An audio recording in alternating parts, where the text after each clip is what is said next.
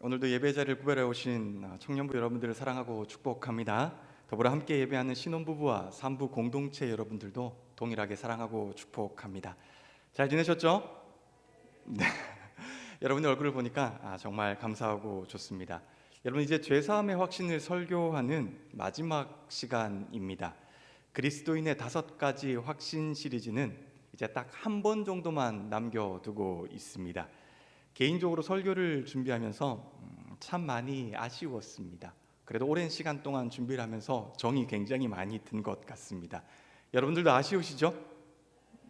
네, 여러분 어디 아프신 거 아니죠?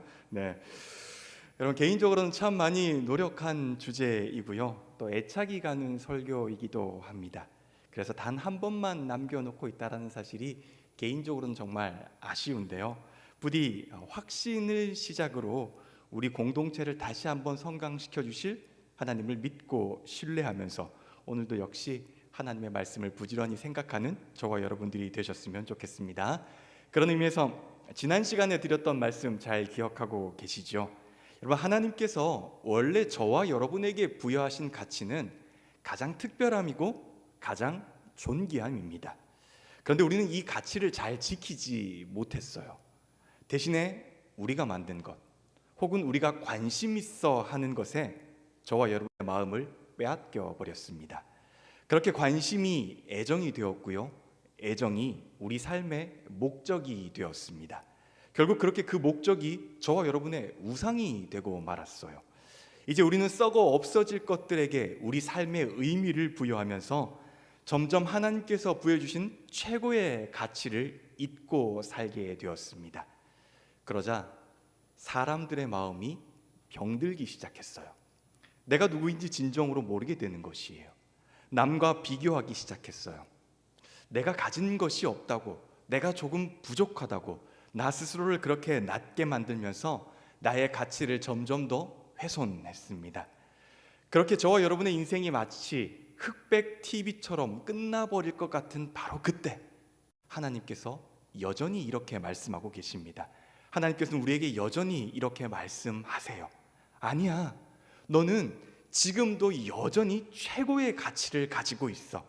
너는 여전히 나의 존귀한 자녀이고 내가 너를 사랑한다 라고 끊임없이 말씀해주고 계십니다. 그렇게 하나님은 오늘도 변함없이 저와 여러분에게 사랑을 고백하고 계시는 중입니다. 여러분, 살면서 가장 힘이 되는 말 중에 하나가 사랑한다 라는 말 아니겠어요? 저는 이제 저희 할아버지도 경상도 분이시고 저희 아버지도 경상도 분이시고 당연히 저는 이제 경상도에서 태어난 경상도 남자잖아요. 그러다 보니까 사랑해 라고 이렇게 말을 하는 것이 굉장히 부끄럽고 조금 여롭습니다. 어떻게 표현하는 것이 참 쉽지는 않아요. 그럼에도 불구하고 사랑이 가진 힘이 얼마나 강력하다라는 것은 알고 있습니다. 사랑은요, 정말 힘이 있어요. 예를 들면 남녀가 밤새워서 대화를 하더라도 피곤하지 않습니다. 왜, 그런 경험 다 한번 해보셨잖아요, 그렇죠? 정말 피곤하지 않습니다.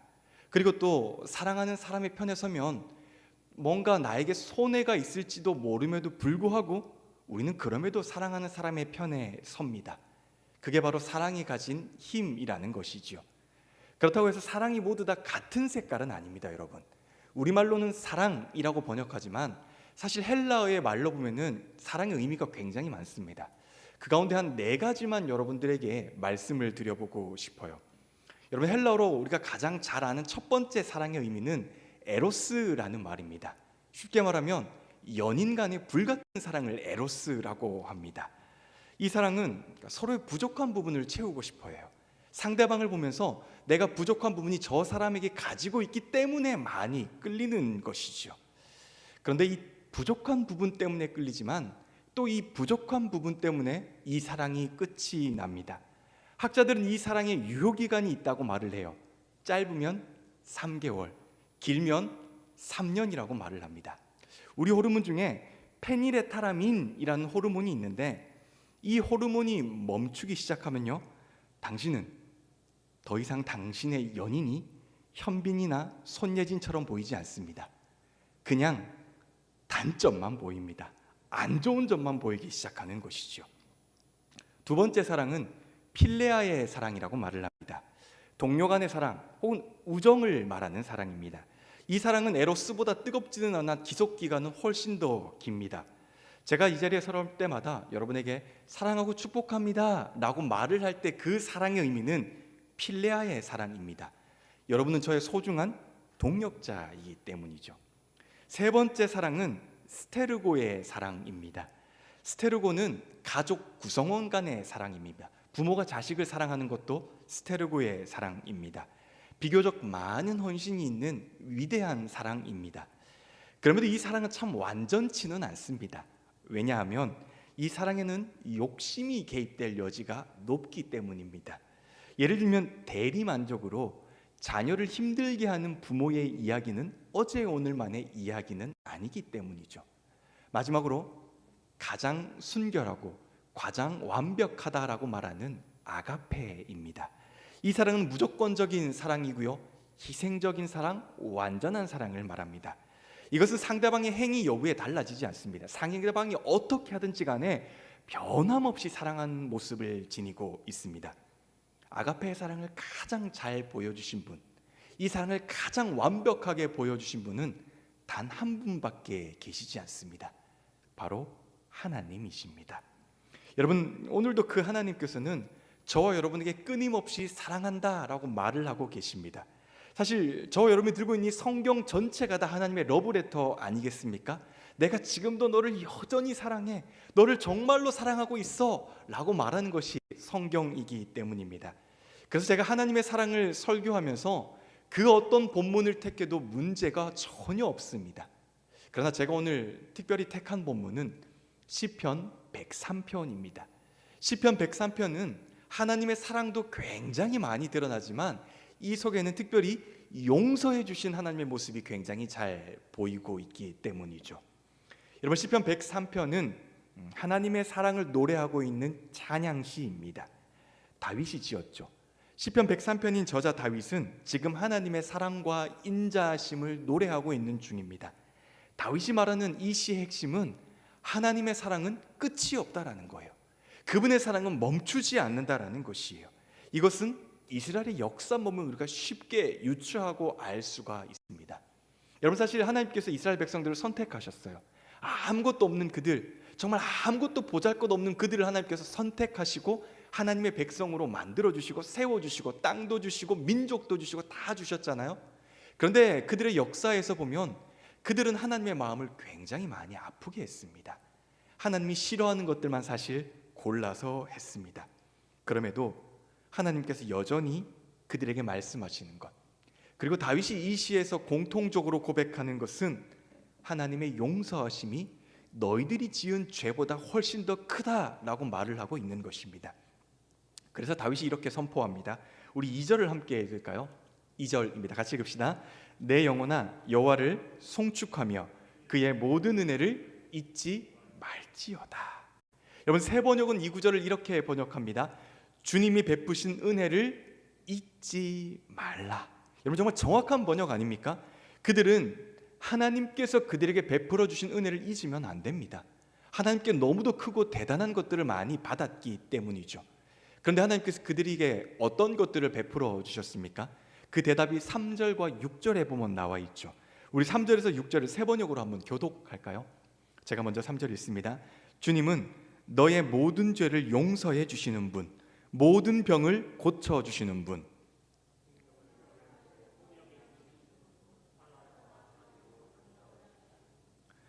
평생을 좋은 것으로 흡족히 채워주시는 분, 내 젊음을 독수리처럼 늘 새롭게 해주시는 분이시다.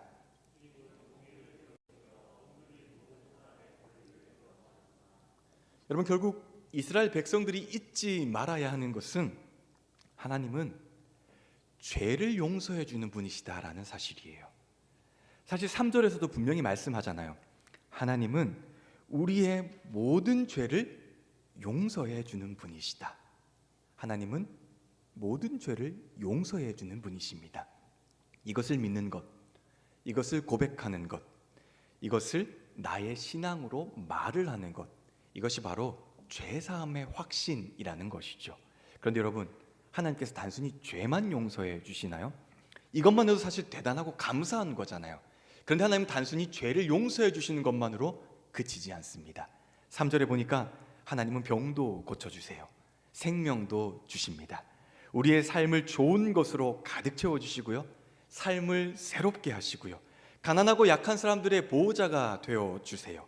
인자와 정의, 사랑과 긍휼을 넘치게 부어주시는 분이 바로 하나님이십니다.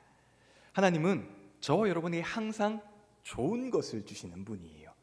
여러분이 무엇을 상상하시든 간에 하나님은 상상한 것 그 이상의 것을 항상 저와 여러분에게 주고 계시는 분이십니다. 여러분, 정말 저는 설교를 준비하다가 가끔 이럴 때가 있습니다. 본문을 묵상하고 성경을 묵상할 때 이게 무슨 뜻인지 알겠는데 막연할 때가 한 번씩 있어요. 마지막 구절이 저한테는 그런 의미예요. 내가 무엇을 상상하든 하나님은 나에게 내 상상 이상의 것으로 좋은 것을 주신다. 무슨 뜻인지는 알겠어요. 그런데 이렇게 마음에 확 와닿지 않더라고요. 마치 그 물속에서 눈을 떠 보셨습니까? 뭔가 초점이 흐려지는 것 같아. 보이는 건 보이는 것 같은데 뭔가 뚜렷이 무엇을 말하고 있는 거지? 라는 고민이 생겼어요. 읽고 나서 이렇게 머리로는 다 이해를 했는데 가슴 한편으로 제가 하나님께 죄송해서 그러는 건지, 아니면 하나님의 사랑이 너무 커서 그러는 건지, 이 구절을 내가 어떻게 이해해야 할까라고 고민이 참 많았습니다. 그렇게 고민할 때 하나님께서 저한테 무엇을 가르쳐 주셨냐면 부모님의 사랑을 한번 생각하게 해 주셨어요. 특별히 여러분, 어버이 은혜 가사가 떠올랐습니다. 이렇게 말을 하지 않습니까? 나 실제 괴로움 다 잊으시고, 불러드리고 싶지만 부르면 여러분의 은혜가 떨어질까 봐 읽도록 하겠습니다. 기르실 제 밤낮으로 애쓰는 마음, 진자리 마른 자리 갈아 누시며 손발이 다 닳도록 고생하시네. 하늘 아래 그 무엇이 높다 하리요, 어머님의 희생은 가히 없어라. 여러분, 물론 어떻게 어머님의 희생만으로 우리가 있었겠습니까? 당연히 아버지의 희생도 있는 것이지요. 그저 자기 자식 잘 되라고, 자기 자식에게 좀 더 좋은 것을 주려고, 자기 자식에게 무엇인가를 더 좋은 것들을 선택하게 하려고 그렇게 평생을 악다구니 쓰면서 버티신 분, 버티고 애쓰는 부모님이 계셨기 때문에 지금 제가 이 자리에 서 있는 것 아니겠습니까? 그런 어머님과 아버님의 희생이 있었기 때문에 지금 여러분이 그 자리에 앉아 계신 것 아니겠어요? 이게 부모님의 사랑입니다. 그래서 그런지 저의 어머니는요, 인생을 살다가 힘들고 어려울 때가 되면은 엄마의 엄마가 보고 싶다라는 말을 종종 하십니다. 천국에 계시는 엄마, 저에게는 외할머니시죠. 외할머니가 보고 싶다라고 말을 해요. 막내인 자신에게 그렇게 한없이 희생했던 엄마, 항상 좋은 것을 주려했고 노력했던 그 엄마, 그렇게 이 땅에 사는 동안 자신보다 훨씬 더 자기의 막내딸을 걱정했던 그 엄마가 보고 싶다라고 말을 해요. 이 땅에서는 다시는 볼 수 없는 엄마, 그런 엄마가 보고 싶다라고 종종 저에게 말씀을 하십니다. 여러분, 저도 그렇겠죠. 저보다 훨씬 더 저를 위하셨던 저희 아빠와 저희 엄마가 보고 싶을 겁니다. 말도 못할 정도로 그리울 겁니다. 지금도 건강히 살아 계시는데도 이런 것조차 생각하기 싫은데 나중에 그 슬픔은 얼마나 클까요, 여러분? 여러분, 부모가 자식을 생각하는 것도 이 정도인데, 그래서 자식은 그 부모의 사랑을 잊지 못해서 날마다 그리워하는데, 하물며 하나님의 사랑은 얼마나 더 크시겠습니까, 여러분? 하나님의 사랑은 얼마나 깊고 얼마나 더 넓겠습니까? 그래서 마태복음 7장 11절에서 하는 말씀이 이거 아닙니까? 악한 자라도 자기 자식에게 좋은 것을 줄 알거든 하물며 하늘에 계신 너희 아버지께서 구하는 자에게 좋은 것을 주시지 않겠느냐? 저와 여러분에게 가장 좋은 것을 주는 분이시다라고 성경은 끊임없이 우리에게 말을 해주고 있는 것입니다. 다윗도 이것을 알았어요. 다윗은 이것을 너무도 잘 알았어요. 그래서 1절과 2절에서 고백하지 않습니까? 내 영혼아 여호와를 찬송하라. 마음을 다하여 여호와를 찬송하며 주님이 베푸신 모든 은혜를 잊지 말라라고 말을 하고 마지막 22절에서 똑같이 말을 합니다. 내 영혼아 여호와를 송축하라. 여러분, 다윗을 포함한 모든 시편의 기자들이 말하는 게 동일한 마음입니다. 우리의 하나님은 은혜가 끝이 없는 분이라는 거예요. 우리의 하나님은 우리에게 모든 것, 가장 좋은 것을 주는 하나님이십니다 라고 고백하는 것이에요. 그래서 우리의 하나님만이, 오직 그분만이 영원토록 찬양과 영광과 존귀를 받을 분이시다 라고 끊임없이 고백하는 것이 바로 시편 기자들이 공통적으로 이야기하는 것입니다. 여러분, 그렇다고 해서 시편 103편에 나타난 하나님의 사랑이 이스라엘 백성들에게만 베풀어 주시고 끝난 사랑입니까? 아니죠, 여러분. 지금 저와 여러분에게도 동일하게 적용이 되는 것입니다. 하나님은 예나 지금이나 변함없이 그렇게 저와 여러분들을 사랑하고 계십니다. 그 사랑에는 변함이 없습니다. 시간을 초월하고 공간도 초월합니다. 더 이상 사랑할 수 없을 정도로 저와 여러분을 사랑하고 계십니다. J.D. 그리어라는 학자가 복음 본색이라는 책에서 하나님의 사랑을 이렇게 글로 표현한 적이 있습니다. 여러분, 저는 이 문장을 정말 성경 다음으로 좋아할 정도로 좋아합니다. 정말 대단한 통찰력이라고 생각하거든요. 한번 잘 들어보십시오. 그리스도 안에서 내가 하는 어떤 일도 하나님이 나를 더 사랑하시도록 할 수 없고, 내가 한 어떤 일도 그분이 나를 덜 사랑하시도록 할 수 없다. 여러분, 무슨 뜻입니까? 하나님의 사랑은 너무도 완벽해서 여러분이 어떤 일을 조금 더 더함으로써 그분의 사랑을 늘릴 수 없다라고 말을 하는 거예요. 하나님의 사랑을 커피 쿠폰처럼 생각하는 분들이 계세요. 내가 커피 한 잔 마시면 쿠폰을 찍고 나서 이 10개를 다 찍으면 커피 한 잔이 공짜로 오잖아요. 하나님 앞에서 내가 뭔가 착한 일을 하고 좋은 일을 하고 선한 일을 함으로써 마치 하나님의 사랑을 더 받을 수 있는 것처럼 생각하는 분들이 계시면서 아등바등하는 분들이 계신데, 아닙니다. 하나님은 이미 더할 수 없는 정도로 저와 여러분들을 사랑하고 계십니다. 반대의 경우에도 내가 하나 죄를 짓는다고 해서 하나님의 사랑이 죄 지었네? 그럼 마이너스 10점, 또 지었네? 마이너스 20점 하는 분이 아니라는 뜻입니다. 나의 죄 때문이 아니라 내가 어떤 죄를 짓는 것 때문이라도 아니라도 하나님은 변함없이 그 사랑으로 저와 여러분을 사랑한다라고 말씀하고 계십니다. 지금도 변함없이요. 그러니 여러분, 확신을 가지세요. 전전긍긍하지 마세요. 노심초사하지 마세요. 일희일비하지 마세요. 하나님 앞에서 좀 여유롭게, 마음 넓게, 그렇게 좀 편안하게, 자유스럽게 신앙생활 하셨으면 좋겠습니다. 그 사랑을 조금 누리고 사셨으면 좋겠어요. 저는 제가 이런 말들을 하면 어떤 분이 이렇게 말씀하세요. 그 사랑 어떻게 증명하실 건데요? 그 사랑 어떻게 저한테 보여주실 수 있는데요? 여러분, 저는 이 사랑 정말 여러분에게 완벽하게 보여드릴 수 있습니다. 이 사랑 정말 확실하게 여러분들에게 보여드릴 수 있습니다. 지금도 자신 있게 보여드릴 수 있어요. 어떻게요? 저기 달려있는 나무 십자가로요. 여러분, 예배당에 들어가면 항상 십자가가 걸려있지 않습니까? 여러분에게 십자가는 어떤 의미입니까? 그냥 나무로 만들어 놓은 십자가인데 이 십자가는 여러분에게 어떤 의미입니까? 십자가는 세 가지의 특징이 있다고 말을 합니다. 첫 번째, 잔인했습니다. 십자가형을 당한 사람들은 대부분 모진 고통을 당하는데 첫 번째, 채찍질입니다. 이 채찍은 그냥 채찍이 아니에요. 이 채찍에는 쇠구슬도 박혀있고 뼈조각도 박혀있고 가시듯 온갖 날카로운 것들을 다 박아서 사람의 살을 쓸리게 만드는 도구입니다. 그 채찍으로 맞으면 살은 물론이거니와 근육이 다 찢어져 버립니다. 동맥과 정맥도 끊겨버립니다. 내장의 일부까지 노출이 됩니다. 이 잔인함에 절차라는 것이 없어요. 그래서 마르틴 행헬이라는 학자가 십자가의 처형이라는 책에서 이런 말을 합니다. 십자가형은 형 집행자에게 원하는 만큼 때리고 괴롭힐 수 있는 권한이 주어졌던 형벌이다. 천천히 죽어가는 과정에 있는 사람은 더 이상 생명이라고 부를 가치가 없었다. 잔인하죠. 생명이라고 부를 가치가 없었다라고 말을 합니다. 만신창이가 된 상태로 여러분, 마지막은 자기가 박힌 십자가를 자기가 끌고 가는 것입니다. 두 번째로는 수치스러웠습니다. 십자가형을 당하는 사형수가 십자가를 들고 처형장에 들어서면 그 순간 집행인들은 옷을 발가벗깁니다. 여기에는 남자와 여자와 구별이 없습니다. 그냥 다 벗겨버립니다. 요한복음 19장에 보면 군인들이 예수님의 옷을 4등분해서 가져가고 마지막 속옷은 한 사람이 제비 뽑아서 가져갔다라고 말을 합니까? 무슨 말입니까?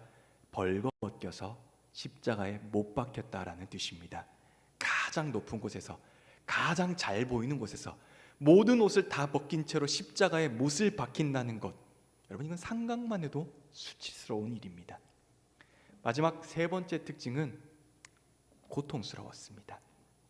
십자가에 못을 박는 사람의 체중 때문에 십자가의 못은 굉장히 큰 못입니다. 대략 12cm에서 17cm가 되는 못이라고 말을 합니다. 이 정도도 되겠죠, 여러분?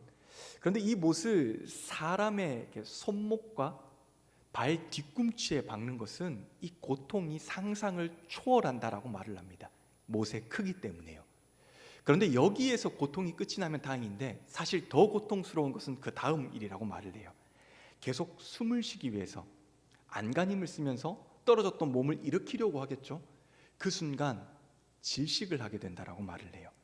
현대 연구가들에 따르면 십자가형을 당한 사람은 못 박힌 상태에서 대략 1000번 정도를요 기절했다가 깨어났다가 기절했다가 깨어났다라고 반복한다고 합니다. 쉽게 말하면 죽을래야 죽을 수가 없는 과정입니다. 십자가형의 자세한 과정을 소개한 NBC 다큐멘터리의 한 역사학자는 이렇게 말을 한 적이 있습니다. 십자가에 달린 죄수는 죽음의 모든 차원을 경험한 후에야 죽는다라는 것입니다. 그래서 여러분, 나무 위키라는 지식사전에 보면 소나 말에 사람의 사지를 찢어 죽이는 거혈형, 끓는 물이나 기름을 사람을 태워 죽이거나 삶아 죽이는 팽형, 불에 사람을 그을려 죽이는 화형보다 더 끔찍한 것이 십자가형이다라고 말을 합니다.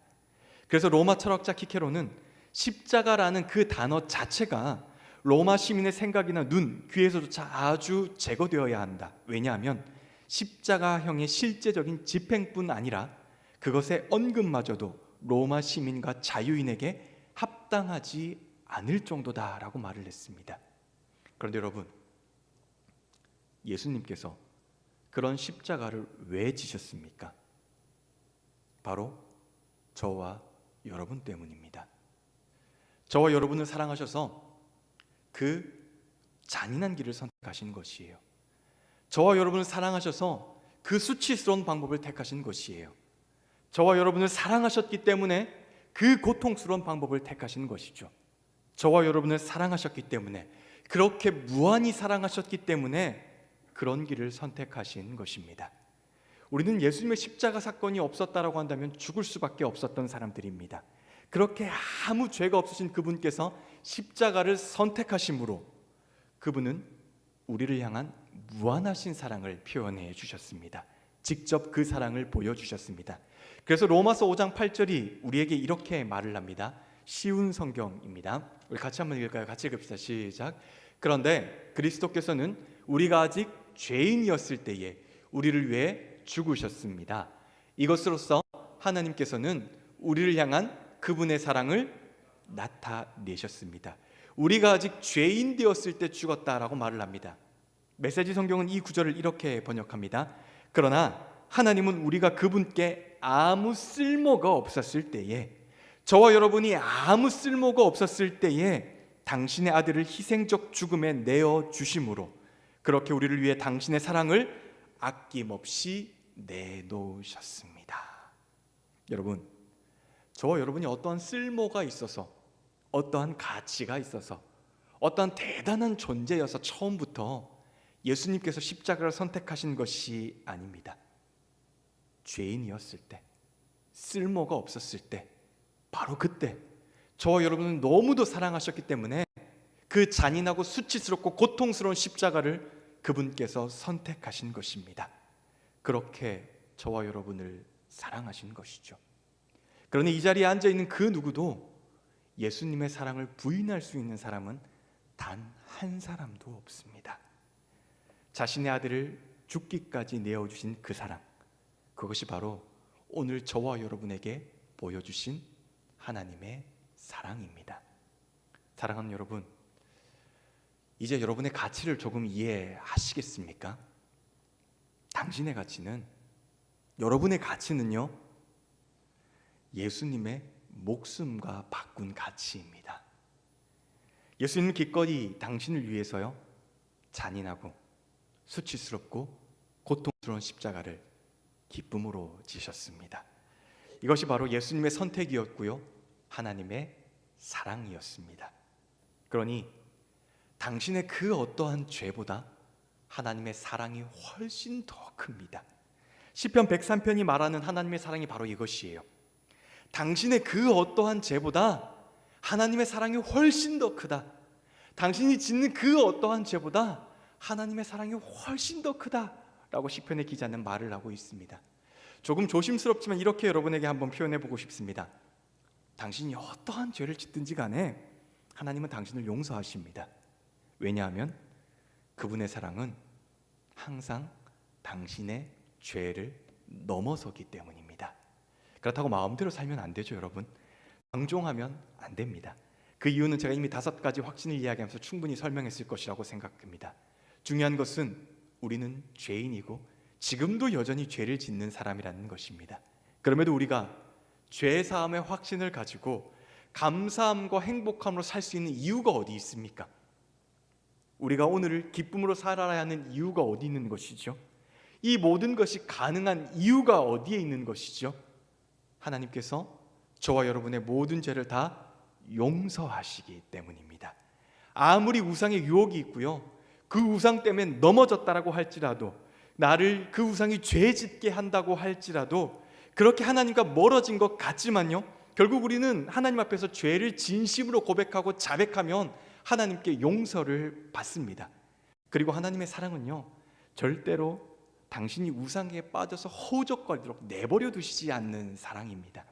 그래서 여러분, 죄 사함을 확신을 갖는 마지막 키는요, 하나님의 사랑을 확신하는 것입니다. 무한한 하나님의 사랑을 내 마음 가운데 받아들이는 것입니다. 그분의 사랑을 인정하는 것입니다. 십자가의 피 흘림이 바로 나를 위한 피 흘림이었음을 고백하는 것입니다. 이러한 고백이 바로 죄 사함의 확신으로 이어지는 것입니다. 그러니 사랑하는 여러분, 오늘도 변함없이 저와 여러분을 사랑하는 하나님의 그 사랑을 믿으시기 바랍니다.